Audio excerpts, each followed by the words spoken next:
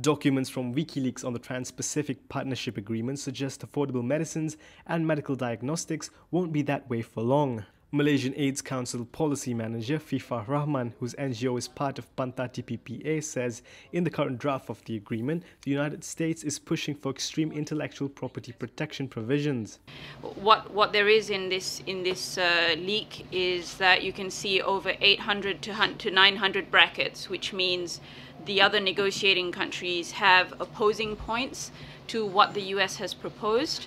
So there are over 800 to 900 of them, and if you look through the text, it's a 95-page document with plenty of what we call TRIPS plus provisions, which are very strong intellectual property, which will restrict access to medicines for all the TPP countries. She says if the current draft is finalized, patients and doctors will be forced to purchase drugs and equipment from the company that developed it or its licensees, instead of the cheaper but identical generic versions. Another thing that the United States is really pushing for is patenting of surgical, diagnostic and therapeutic method. Now, a lot of what people think is that the Trans-Pacific only applies to medicines and prices of medicines, and this is not true. It also would apply to diagnostics like MRIs or CAT scans, and it would also apply to therapeutic methods. So, you know, if you have some form of therapeutic measure like counseling in a hospital, that could apply, and that could be patented. She says for now there is still a lot to be ironed out.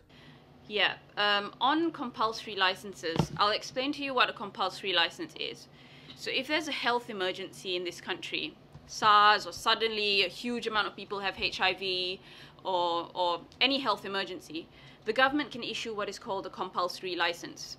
So the compulsory license in an emergency, or where there's a situation where the originator company, like Pfizer or Glaxo, or one of these big companies, can't provide enough medicines to Malaysians, the government can issue what is called a compulsory license. And the compulsory license is used to bring in affordable medicines from countries that produce generic medicines, like India or Thailand. So it's the same medicine, the composition is the same, but it's cheaper. And this compulsory license is used to bring it in.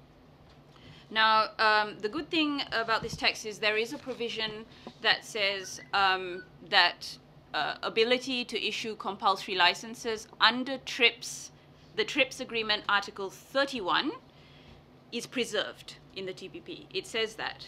However, I mentioned data exclusivity just now, the one that information about the medicine is secret. That could override the license. We don't know that yet, and I'll be analyzing the text more over the next few days. But we can have this horrible situation where there's an infectious disease, Nipah virus, for example. We issue a compulsory license to bring the medicine in, and there's a data exclusivity period that hangs over it. So these Malaysians are dropping down, dying, and they still don't get the medicine because of data exclusivity hanging over it.